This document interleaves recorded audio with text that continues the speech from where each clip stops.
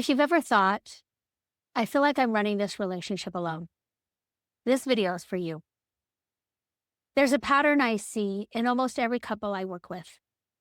And once you see it, you can't unsee it. One partner is carrying the emotional weight of the relationship and the household, planning meals, buying gifts, remembering birthdays, managing kids' schedules, keeping up with extended family, and tracking how everyone feels all the time. And the other partner often doesn't even realize how much is being carried. And here's what's important. This isn't random. This pattern is deeply shaped by the roles most of us were raised into. When we talk about emotional labor, we're not just talking about feelings. We're talking about the mental load, the invisible work of organizing, anticipating, and managing life. And the data on this is really clear. Mothers carry about 70% of the household mental load, the planning, scheduling, and organizing that keeps daily life running. Women do significantly more unpaid household work than men, even when both partners work full-time outside of the home. Globally, women do about 3 times more unpaid care work than men. So when someone asks, why does it feel like I'm carrying everything? They're not imagining it. They're accurately tracking their reality. And this isn't just about chores. It's about thinking work. It's knowing what groceries are needed before anyone asks, planning holidays and buying every gift, keeping track of who in the family needs attention or support, managing the emotional tone of the home, and being the one who says, we need to talk. It's the difference between doing a task and being responsible for knowing the task exists, making sure it gets done, and caring that it matters. Over time, this dynamic turns into, I'm not just in this relationship, I'm running it. Because most of us were trained into this pattern long before we ever chose a partner.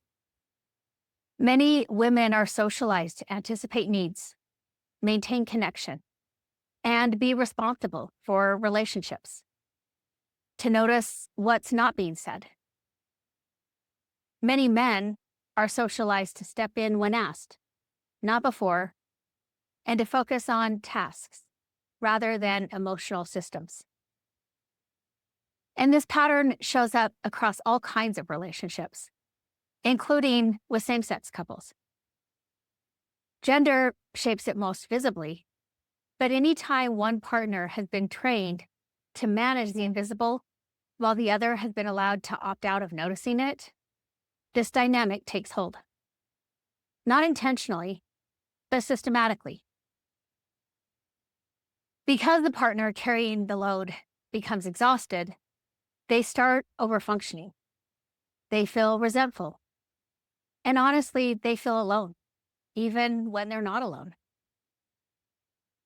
Research links this kind of cognitive overload in relationships to higher stress, burnout, and lower relationship satisfaction.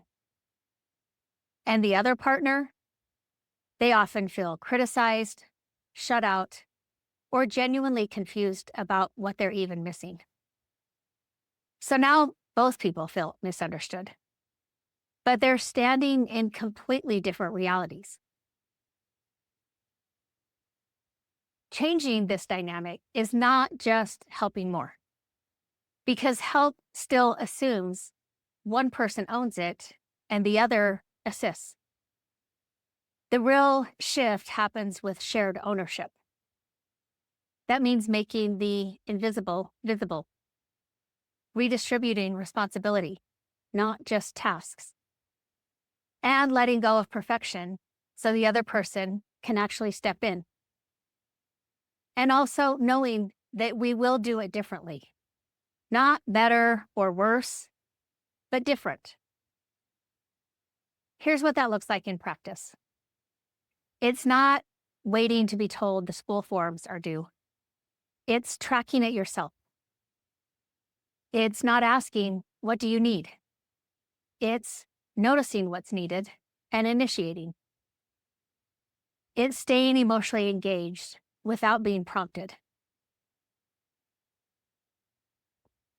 For the partner who hasn't been carrying the load, this is the work. Learning to notice, to initiate, and to take ownership.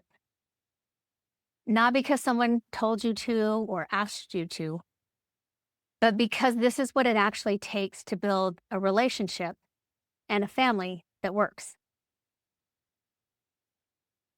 Talking about emotional labor and the impact on relationships is not about blaming anyone. And it's not about flipping the power. It's about recognizing that many couples are stepping into roles that were shaped long before they ever met each other. And if you don't question those roles, you will recreate them.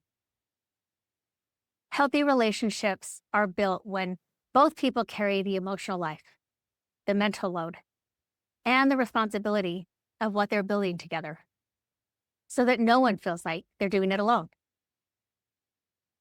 In other words, it's not about who's doing the dishes. It's about who's responsible for knowing the dishes need to be done.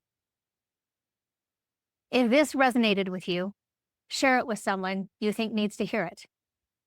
And subscribe for more. I put out a new video every week alongside my podcast episodes. And these are the type of topics that we dig into.